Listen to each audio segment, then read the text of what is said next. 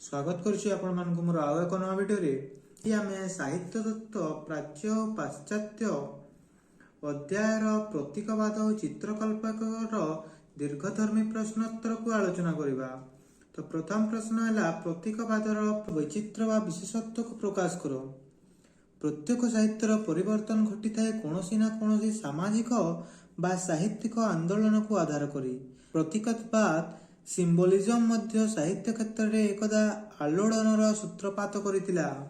यार वैचित्र विशेष रूपे अवधारित संज्ञा स्वरूप परिभाषा दिगरु यार जो स्वतंत्र आखिरे पड़े ताहा ही तार वैशिष्ट्य रूपे गृहीत हुए। तथापि यही वैशिष्ट्य को निम्न प्रकार लक्ष्य करा जाए। प्रकृतिवाद विरुद्ध रे प्रतीकवादी आंदोलन थिला एही काव्यिक प्रतिक्रिया। यार उन्मेष प्रकृतिवादरू घटितिले हैं यह परवर्ती समय एक स्वतंत्रवाद इस्म रूपे आलोचित होइछि। रूपक उपमा चित्रकल्प ठारू ही प्रतीक भिन्न। यार सूक्ष्म तारतम्य मध्य लक्षणीय। सूक्ष्म तथा निगूढ़ अनुभूति को प्रतीक माध्यम रे अधिक स्पष्ट और शाणित करी व्यक्त करा जाए। रहस्याच्छन्नता और आध्यात्मिकता हेउछि प्रतीकवादी आंदोलनर दुई प्रमुख विशेषत्व। चेतना अपेक्षा अवचेतना, सीमित अपेक्षा असीम आड़कू निजर दृष्टिभंगी को प्रसारित करिथाए प्रतीकवादी कवि। कवि कलाकार आत्मा और वास्तव जगत मध्य प्रतीक एक संयोग सेतु रूपे कार्य करिथाए। धर्म, दर्शन, साहित्य, संस्कृति, कला आदि सबुर सफलतार अंतराल निहित थाए प्रतीकर अभिव्यक्ति। वास्तव वस्तु उपरे प्रतीकात्मक धर्मर आरोप करिथाए प्रतीकवाद। अलौकिक और अतीन्द्रिय जगतर रहस्य को प्रतीकवादी कवितारे प्रतिफलित करा जाइथाए। प्रत्यक्ष वर्णन प्रतीकवादर स्थिति न थाए। यह परोक्ष व्यंजन द्वारा सुंदर संकेत सृष्टि करी पाठक चित्त को आह्लादित करिथाए। इंद्रिय ग्राह्य अतिक्रम जगत आड़कू प्रसारित हेबा प्रतीकवादर धर्म। भौतिक जगत अपेक्षा आध्यात्मिक अतीन्द्रिय चेतनार कथा प्रतीकवादरे अवधारित होइथाए। प्रतीकवादी कविता आध्यात्मिकता संगे संगे सांगीतिकता को अधिक करी प्रश्रय देइथाए। प्रतीकवादी कवितार परित्यक्त प्राचीन भाषा को प्रयोग करागला। केवल कविता नुहे, प्रतीकवादी उपन्यास और नाटक मध्य जुगीय कथावस्तु, जन्मश्रुति, किंबदंती आसी घटना मान प्रतिफलित हेबा सहित एथिरे स्थानित चरित्र गुड़िक मध्य प्रतीकात्मक रूपे प्रकाशित हैला। सामग्रिक भाव में प्रकृतिवादर विरोध प्रतीकात्मक अर्थ संप्रकाश, आध्यात्मिकता, रहस्याच्छन्नता सृष्टि आदि परोक्ष संकेत माध्यम प्रतीकात्मक रूप सृष्टि प्रतीकवादर प्रमुख भाष्य होई उठिछि। एही सकल विशेषत्व मध्य प्रतीकवादर ऊनविंश शतकर शेषार्ध और विंश शतकर प्रथम पादरे प्राच्य और पाश्चात्य साहित्य ताहार गुणात्मक तथा परिमाणात्मक विकास साधित करि पारिथिला। परवर्ती प्रश्नटी है प्रतीकर अर्थ संज्ञा स्वरूप संपर्क एक विवरणी प्रदान कर किंबा प्रतीक शब्दर विश्लेषण करी यार संज्ञा स्वरूप निर्धारण कर। प्रतीक पाश्चात्य जगतरू उद्भूत एक काव्यिक आंदोलन प्रवृत्ति मात्र ऊनविंश शतकर शेष भाग में फ्रांस रे ही प्रथम करी प्रतीकवादी आंदोलन सूत्रपात होइतिला। पाश्चात्य जगत रे यार उन्मेष साधित होइतिले भी भारतीय साहित्य जगत रे प्रतीकर स्थिति बेस प्राचीन।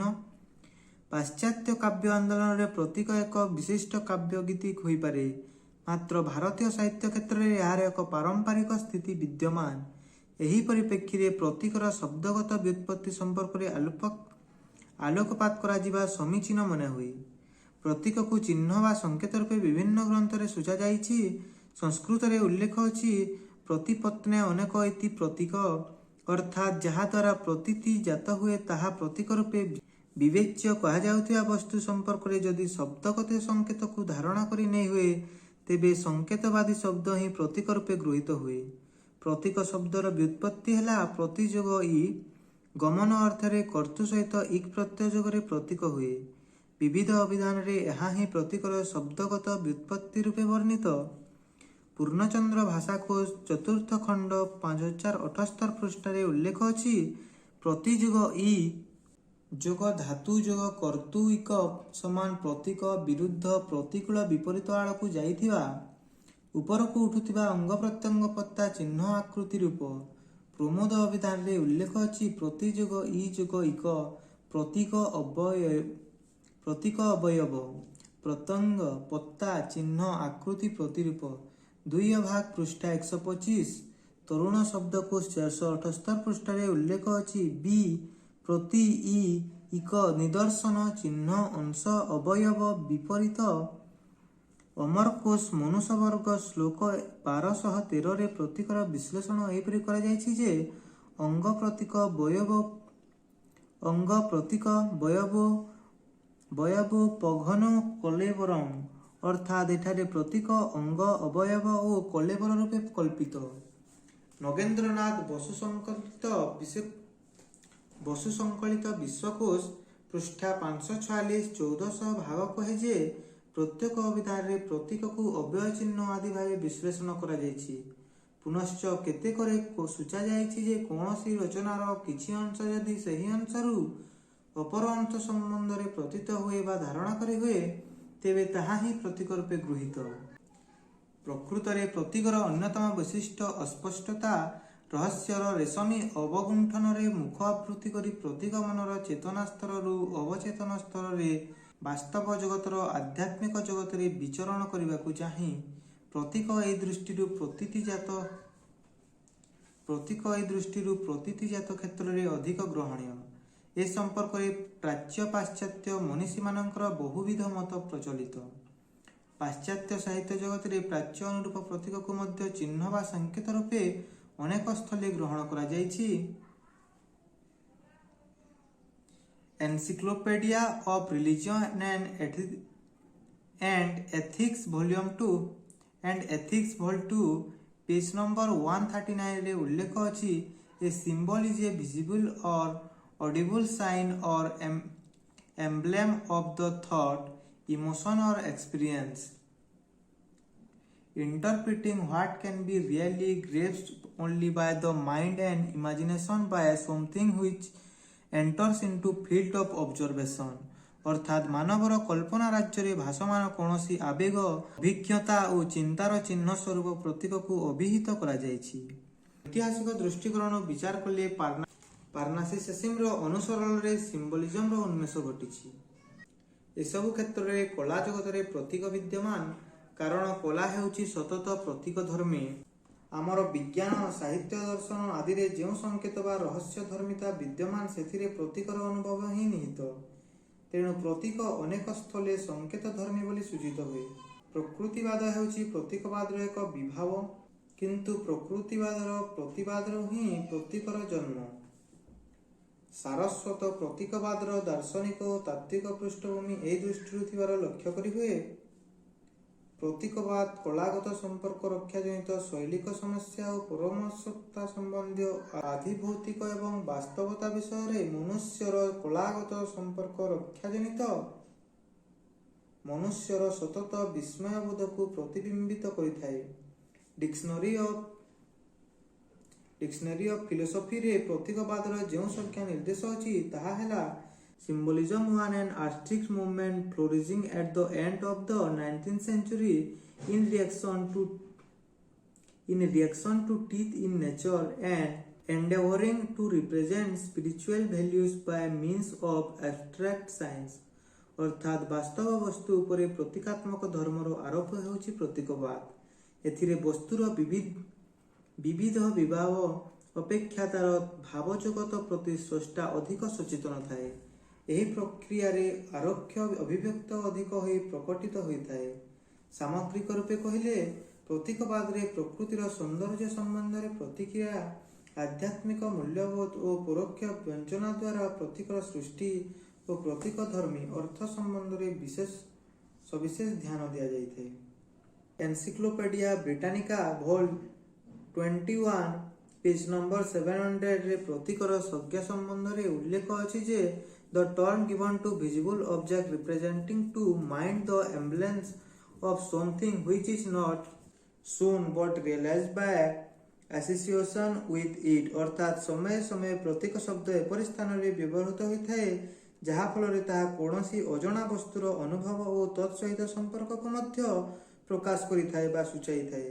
ପ୍ରତୀକ ସହିତ ସଂଶ୍ଳିଷ୍ଟ ଭାବନା ହିଁ ଏତାଦୃଶ ଅଭିବ୍ୟକ୍ତିକୁ ସୃଷ୍ଟି କରିବାରେ କ୍ଷମଶୀଳ ହୋଇଥାଏ। ଏହି ଦୃଷ୍ଟିରୁ ବିଚାର କଲେ ପ୍ରତୀକ ହୁଏ ଚିହ୍ନ ବା ସଂକେତ ଅର୍ଥରେ ବ୍ୟବହୃତ।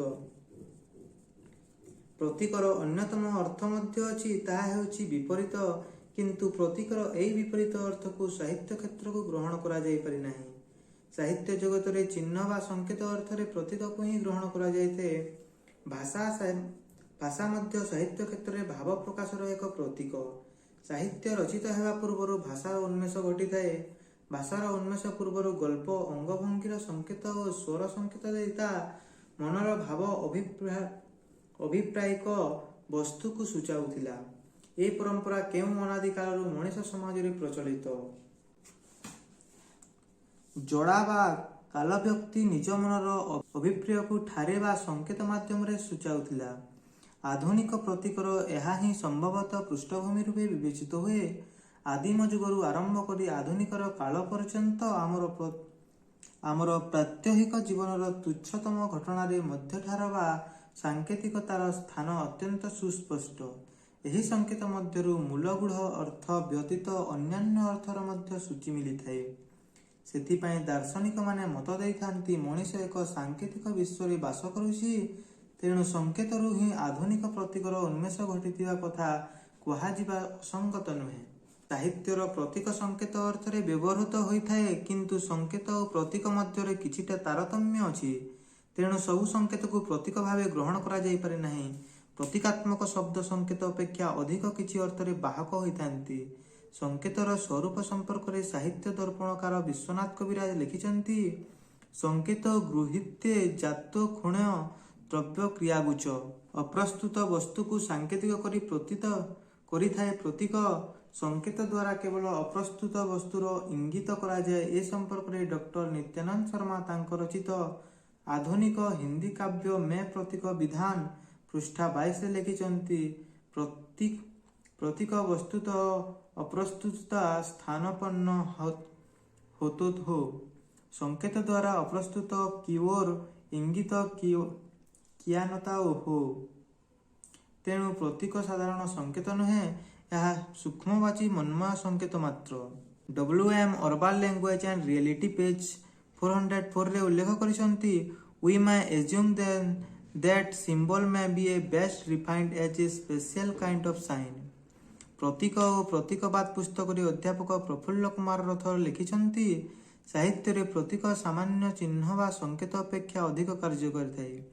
ପ୍ରତୀକ କେବଳ ବାଚ୍ୟାର୍ଥ ବୋଧ କରାଇନଥାଏ, ଅପରନ୍ତୁ ଭାବ ସମୂହର ସଞ୍ଚାରଣ କରାଇଥାଏ।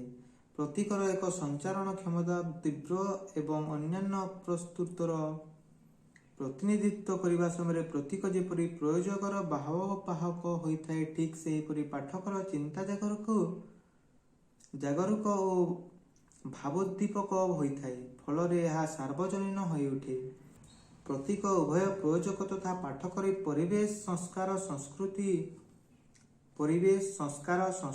ଚିନ୍ତା ପ୍ରଜ୍ଞା, ବିଶ୍ୱାସ ତଥା ବିଚାରଧାରା ଆଦି ମଧ୍ୟରେ ଏକ ସଂଯୋଗାତ୍ମକ ସମନ୍ୱୟ ଆଣିଥାଏ।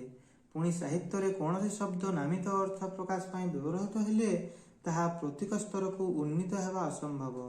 ଯେଉଁ ଲେଖାରେ ଆକ୍ଷରିକ ଅର୍ଥର ତାର ମୂଳ ଓ ଶେଷ କଥା, ସେଥିରେ ପ୍ରତୀକ ଖୋଜି ବସିବା ଦୁଷ୍ଟତା। ପ୍ରତ୍ୟକ୍ଷ ଅଭିବ୍ୟକ୍ତି ବ୍ୟତିରେକେ ଅପ୍ରତ୍ୟକ୍ଷ ପ୍ରରୋଚନା ମାଧ୍ୟମରେ ମାନସିକ ଚିନ୍ତା ବା ଚେତନାକୁ ଇଙ୍ଗିତ ମାଧ୍ୟମରେ ପ୍ରକଟିତ କରିବା ଓ ନିର୍ଦ୍ଦିଷ୍ଟ ବସ୍ତୁ, ଶବ୍ଦ ତଥା ସ୍ୱରରେ ପ୍ରତୀକାତ୍ମକ ଅର୍ଥରେ ଆରୋପଣ କରିବା ହେଉଛି ପ୍ରତୀକ। ଡିକ୍ସନରୀ ଅଫ ଫିଲୋସଫି ଗ୍ରନ୍ଥରେ ପ୍ରତୀକବାଦର ସଂଜ୍ଞା ସମ୍ବନ୍ଧରେ ଉଲ୍ଲେଖ ଅଛି, one who aims at representing ideals and emotions by indirect suggestion rather by direct expression and attach symbolic meaning to particular object, word and sound। ଅନ୍ୟ କେତେକ ଆଲୋଚକ ପ୍ରତୀକର ସ୍ୱରୂପ ଦର୍ଶାଇବାକୁ ଯାଇ କହିଛନ୍ତି, ପ୍ରତୀକର ବିଶେଷତ୍ୱ ହେଉଛି ଅସ୍ପଷ୍ଟତା। ପ୍ରତୀକାତ୍ମକ କବିତା ଦୁଇଟି ଭିନ୍ନ ବିଶ୍ୱ ମଧ୍ୟରେ ସଂଯୋଗର ସେତୁ ରୂପେ କାର୍ଯ୍ୟ କରିଥାଏ। ଏହି ଦୁଇଟି ବିଶ୍ୱ ହେଲା କବିର ଅନ୍ତର୍ଭାବନା ଓ ବହିର୍ଭାବନା। ବିଶ୍ୱକବି ରବୀନ୍ଦ୍ରନାଥ ଏଥିପାଇଁ କହିଥିଲେ, ପ୍ରତୀକର ଗୋଟିଏ ଦିଗ ଥାଏ ଘର ଭିତରେ ଓ ଅନ୍ୟ ଦିଗଟି ଥାଏ ହୃଦୟ ମଧ୍ୟରେ। ଗୋଟିଏ ଦିଗ ତାର ସ୍ପର୍ଶାୟତ ଅନ୍ୟଟି ଅଣାୟତ। ପ୍ରତୀକ ସମ୍ପର୍କରେ ଚାର୍ଲସ ଚାଣ୍ଡୱିକ୍ ମତ ପୋଷଣ କରନ୍ତି ଯେ symbolist poetry may bright between two worlds. One is world inside the poet's imagination, another is the world which the poetry is to see beyond the world of reality towards which has aspires। କବି ଯେଉଁ କେତେକ ଶକ୍ତିଶାଳୀ ଅଥଚ ପ୍ରତୀକାତ୍ମକ ଶବ୍ଦକୁ ନେଇ ପ୍ରତୀକ ସୃଷ୍ଟି କରେ, ସେହି ସମସ୍ତ ଶବ୍ଦ ପାଠକ ପ୍ରାଣରେ ବସ୍ତୁ ଜଗତର ଭାବ ବ୍ୟଞ୍ଜନା ପ୍ରକଟ କରିବାରେ କ୍ଷମଶୀଳ ଥାଏ। ସେଥିପାଇଁ ପ୍ରତୀକରେ ଅଯଥା ଭାବାବେଗ ଗୁରୁତ୍ୱ ନ ପାଇ ଚିନ୍ତା ଶକ୍ତିର ପ୍ରାଧାନ୍ୟ ଅଧିକ ହୋଇ ଲକ୍ଷଣୀୟ ହୋଇଥାଏ। ତେଣୁ ପ୍ରତୀକ ହେଉଛି ବ୍ୟାଖ୍ୟା ଓ ବିଶ୍ଳେଷଣରେ ବହିର୍ଭୂତ ସଂକେତ। ଏ ସଂକେତ ପାଠକ ପ୍ରାଣରେ ଏକ ସ୍ୱତନ୍ତ୍ର ରସଚେତନା ଜାଗରୁକ କରିଥାଏ। କବିର ସାଙ୍କେତିକ ଅଭିପ୍ରାୟ ପ୍ରତୀକ ମାଧ୍ୟମରେ ପାଠକ ନିକଟରେ ପହଞ୍ଚି ତାକୁ ଏକ ସ୍ୱତନ୍ତ୍ର ଭାବବୋଧର ଉଚ୍ଚାକିତ କରିଥାଏ। ତେଣୁ ଚାର୍ଲସ ଚାଣ୍ଡୱିକ୍ କହନ୍ତି, Symbolists can there be refined as the art of expressing ideals and emotion not by describing them directly nor by refining them over comparison with concrete images but by suggesting what these ideals and emotions are by recreating them in the mind of reader through the use of unexplained symbol।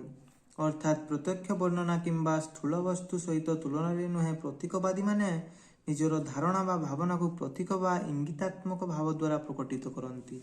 ବିଶିଷ୍ଟ ଆଲୋଚକ ଓ ଗବେଷକ doctor ବିଭୂତି ପଟ୍ଟନାୟକଙ୍କ ମତରେ କାବ୍ୟରେ ପ୍ରତୀକ ହେଉଛି ସେହି ସ୍ୱର୍ଣ୍ଣ ମାରିଚ ଯେ କାବ୍ୟ ରସିକକୁ ସୀମାହୀନ ସ୍ୱର୍ଣ୍ଣ ମୃଗୟା ଲାଗି ପ୍ରଲୁବ୍ଧ କରେ, କିନ୍ତୁ ମୃଗ ଓ ମୃଗୟା କ୍ଷେତ୍ରରେ ତୁଳନୀୟ ନୁହନ୍ତି। ମୃଗ ନିର୍ଦ୍ଦିଷ୍ଟ କିନ୍ତୁ ମୃଗୟା ଯାଦୃଚ୍ଛ, ତାର ମାନଚିତ୍ର ସୁନିର୍ଦ୍ଦିଷ୍ଟ ନୁହେଁ। ମୃଗୟାର ପଥରେଖା ଶିକାରୀର ସ୍ୱଚ୍ଛ ସୃଷ୍ଟି। ପ୍ରତୀକ କବିର ସମସ୍ତ ବକ୍ତବ୍ୟକୁ ଧାରଣ କରେ ନାହିଁ, ଏହାର ଗୋଟିଏ ବଡ଼ ଅଙ୍ଗ ଥାଏ ପାଠକ ମଧ୍ୟରେ। ପ୍ରତୀକର ଉକ୍ତି ବା ବ୍ୟକ୍ତ ଅଂଶଟି ପାଠକ ପାଖରେ କବିର ଆବେଦନ ମାତ୍ର।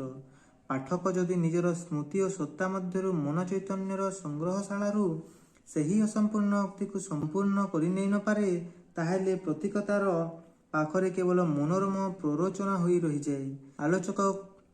ଆଲୋଚକ କତିପୟ ପ୍ରତୀକବାଦକୁ ନନ୍ଦନତାତ୍ତ୍ୱିକ ତଥା କଳାତ୍ମକ ସୃଷ୍ଟିଭଙ୍ଗୀ ଦେଇ ବିଚାର ଆଲୋଚନା କରିଥାନ୍ତି। ଏହି ଶ୍ରେଣୀ ଆଲୋଚକମାନଙ୍କ ମତରେ ପ୍ରତୀକ ନିର୍ଦ୍ଦିଷ୍ଟ ନୟନତାତ୍ତ୍ୱିକ ଭିତ୍ତି ଉପରେ ପ୍ରତିଷ୍ଠିତ। ବସ୍ତୁ ଜଗତର ଏହା ପ୍ରତିନିଧିତ୍ୱ କରିବା ସହିତ ନନ୍ଦନତାତ୍ତ୍ୱିକ ଅଭିବ୍ୟକ୍ତି ଦିଗରୁ ଏହା ବେଶ୍ ରୋଚକପ୍ରଦ ହୋଇଥାଏ। ଜି ଚୋଲକୋଭ୍ କହନ୍ତି, on the aesthetic plane the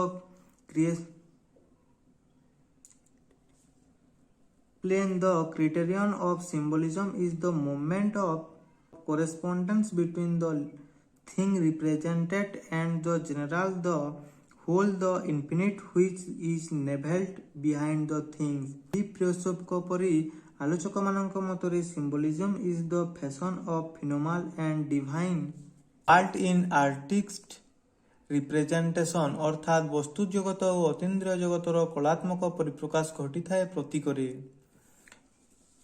କୋଲରିଜ୍ଙ୍କ ମତରେ a symbol is characterized by a